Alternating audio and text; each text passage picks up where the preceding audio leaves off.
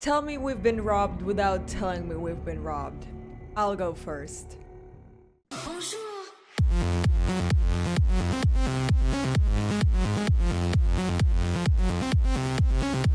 Hello my fellow warriors, hope you're doing well. So I'm sure that by now a lot of you have already seen my soul-crushing disappointment with Gwen's design. The main issue here was that she had great potential, but the executives decided to go for the safest and most profitable route because that's what $25 billion companies do. Like I mentioned before, my disappointment stemmed from their final decision. The concept was great. I have absolutely no complaints to the artists, the VAs, the music producers, the animators. So Zeronis, no, this is not a personal attack towards you, because by the end of the day, these are your jobs, so you gotta do what you gotta do. But when you have such a loaded story with such whimsical and unique and special concepts, it's hard to stay positive. The team mentioned that they didn't want to go for the 𝗪𝗂𝗪 and Oriana route, but based on this concept and the fact that they decided for her to look like the rest of the 35+ human females within the game, stonks is the only thing that really comes to mind. And just because I simp hot characters doesn't mean I don't want more diversity within the game. Specifically in the females department. Because besides 𝗨𝘀's biceps, Sona's rack, Senna's thighs, and Jinx's queendom in the 𝗬𝗦𝘂𝗽𝗧 committee, they all share the same fucking body type, even when their other half is a fucking animal. And before you jump into the "but you didn't say anything about 𝗑𝗪𝗧," I leave a link to 𝗪𝗀's character breakdown so you could enjoy and dig up. Now, although her looks are far from the breath of air that we have expected, there are still plenty of cool things about her, starting from her abilities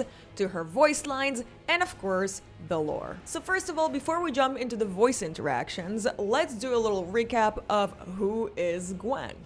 Gwen was created by ISOLDE in 𝗬𝗪𝘍, 𝗂𝘀𝗽𝗪, 𝗂𝗪𝗪, and Vlad's birthplace.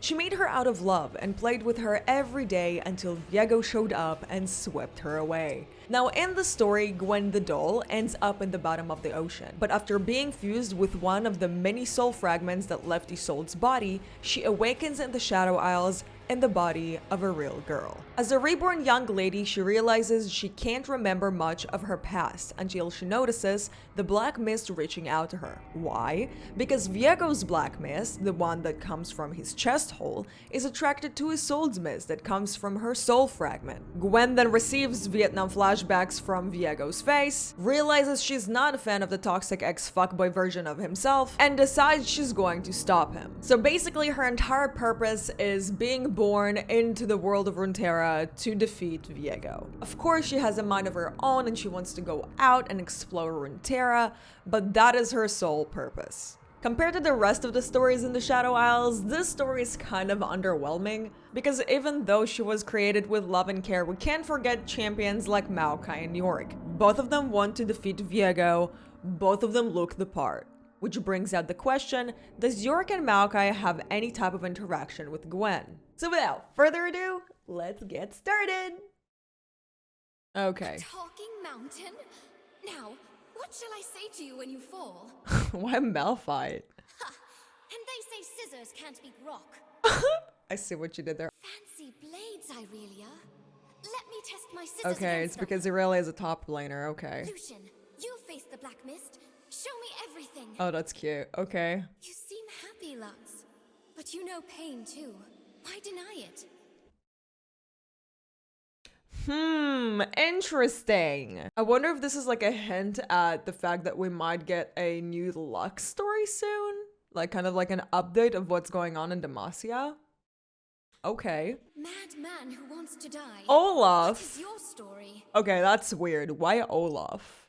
Why Olaf? I mean, Olaf isn't a 𝗵𝗁𝗪, and Olaf did actually like fight against the mist alongside Miss Fortune and Lucian and everybody else. It's really funny actually because Olaf ended up in 𝗵𝗁𝗪 because he was like hunting for like a massive fish, so he ended up in 𝗵𝗁𝗪. This is interesting to see if like lore wise and not like the Ruined King game wise, he might have some sort of interaction with her, but I think that this interaction appears here only because there are people who play him top.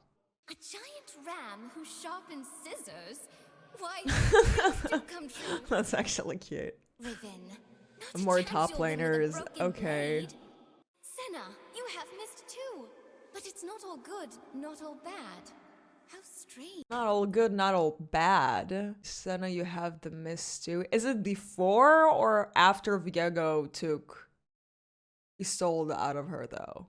Also, the mist that Senna possesses is really different from the mist that Gwen possesses. Technically, both Senna and Gwen hold one of ISOLDE's soul fragments, but where Senna's attacks and abilities are very green and menacing and spooky, Gwen's are a lot more prestige and clean and light in some sort of way. Also, keep in mind that Gwen's entire body is technically fueled by ISOLDE's soul, unlike Senna, who can still survive without it. Because in the Ruination cinematic, even though 𝗣𝘁𝗀 pulled out ISOLDE's soul out of her, Senna still managed to survive. In Gwen's case, if you pull out the soul out of her, she will automatically die. A stage? A voice? Is that really all you are?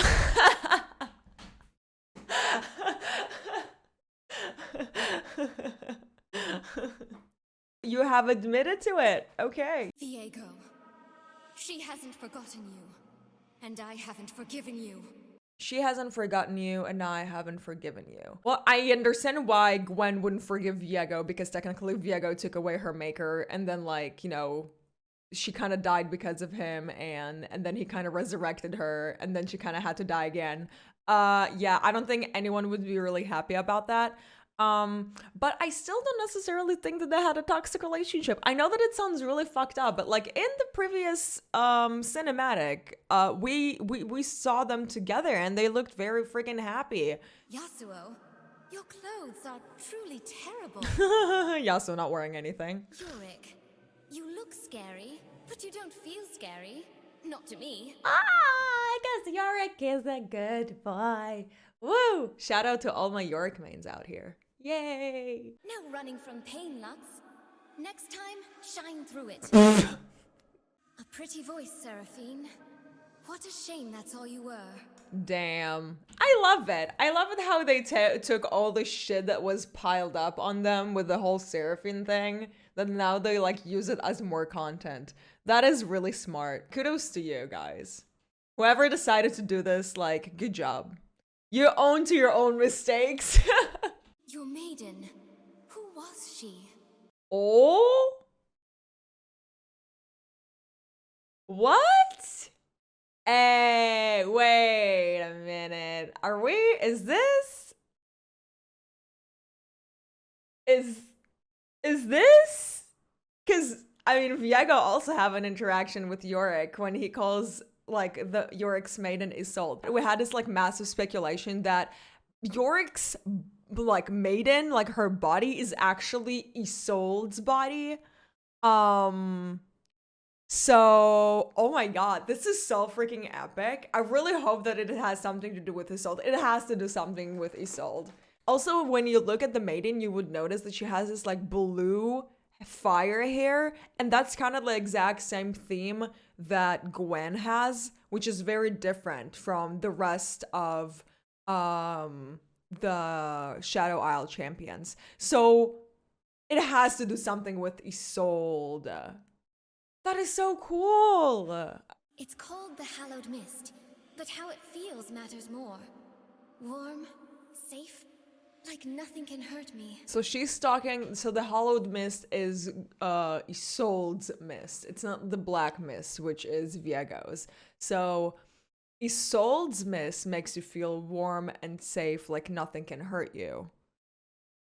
And the other one is like dark and scary and full of terrors. My maker. Wherever she is, I do hope she's happy. She doesn't know?